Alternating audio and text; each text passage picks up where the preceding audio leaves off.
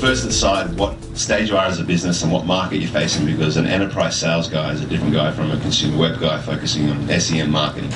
And really in a startup though, there's only two classes of people that you need to hire or have a co-founder in. And it's people that can sell and people that can build product. If they fall outside of that, they're overhead and they're not really contributing to the success of the startup in the short term. So your startup's going to die in 6 months. What's going to make it succeed past that 6 months? It's people that are selling a product, building a product, and that's how you need to sort of prioritise all the types of hires. In terms of people with their backgrounds, like having come from a corporate background, I spent about 4 years at PricewaterhouseCoopers, and then I spent 2 years working at a startup. And I was very actively mentored by the CEO to sort of unlearn what I'd learned at PwC, because the skills that make you successful in a big corporate environment are the same skills that kill a startup. And an example of that would be analytical skills. If you work in professional services or banking, you're taught and trained to think very analytically because you're defending a revenue stream and you're trying to understand it. In a startup, you're trying to create a revenue stream, and by analysing things, you're actually dissecting things so much that you're killing any creative ideas that can sort of build the revenue stream. It's a tough one. I mean, I always say aim as absolutely high as you can. A lot of times people go to their friends, they go to who they have access to. But I think I agree there's some amazing specialist people who can really help you. And I think it goes back a little bit again to accountability. You want someone who can call your bluff. One advantage of an advisor is they're not in the trenches with you every day, so they can beat you over the head if you're losing focus or if you're not getting the job done. I think it's really important that they have a vested interest. Don't just get their name on a presentation. I've seen it so many times, like here's our list of advisors, and unless they've either put money in or are spending a day a week with you, then they're just a name on a presentation.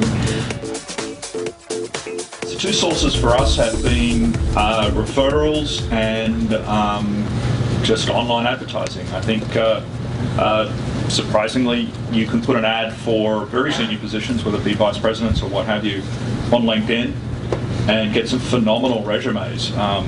Another company I was advising, we actually even advertised for a CEO on LinkedIn and got some amazing people. They would just blow your socks off. People who have sold companies and gone public or what have you, who just like, oh, that's interesting, I'll inquire, and then that's just the start of the conversation. From there you can pitch them and so forth. But yeah, we've had a lot of success with just online advertising and then working networks, your advisors who might be interested in this.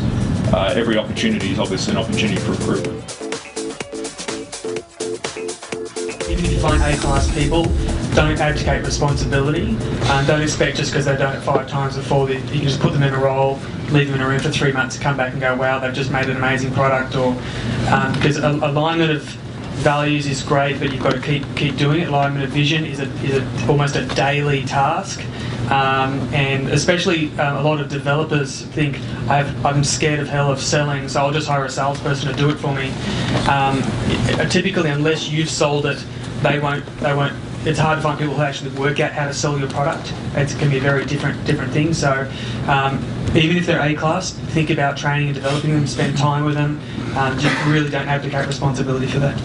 Hiring is something that you work on probably your whole career. I rank myself a 3 out of 10, and I realised I was a 0 out of 10 when I got here. And I've got a long way to go, but I'm starting to get better. There's just a quick tip. There's a process called top grading that a lot of the private equity firms use. You can read top grading for sales, top grading for whatever, top grading for CEOs if you want to go down that direction.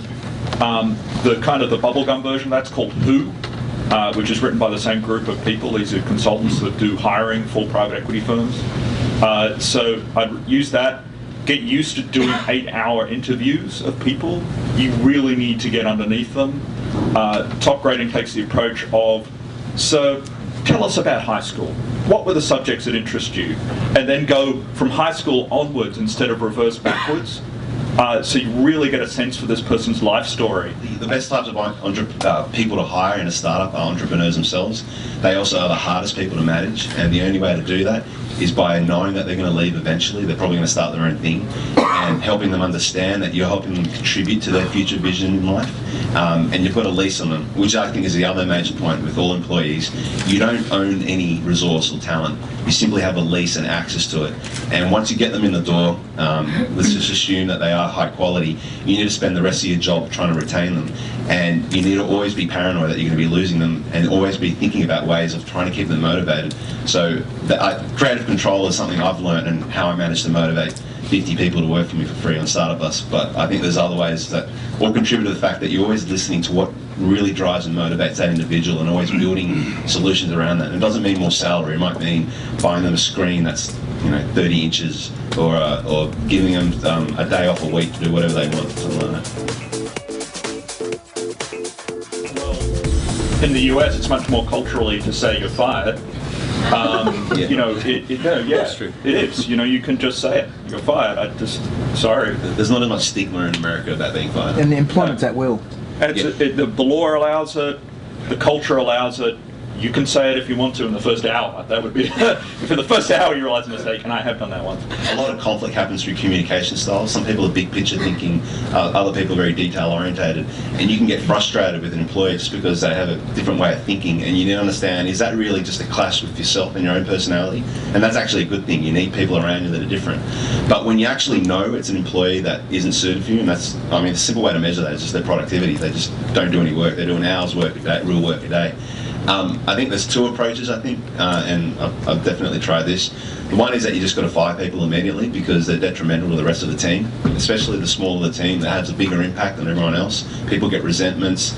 That person might have an attitude problem that leaks onto other people, and they're just a bad egg that you need to get rid of as soon as possible. But a lot of times you find people are ineffective over a longer time. So what I've seen is people that are really good in the first year, in the second year they're actually really bad. People that just sort of burn out themselves, or they just aren't as motivated anymore. And they're great employees, but now it's time for them to move on. And the best thing to do there is to phase them out.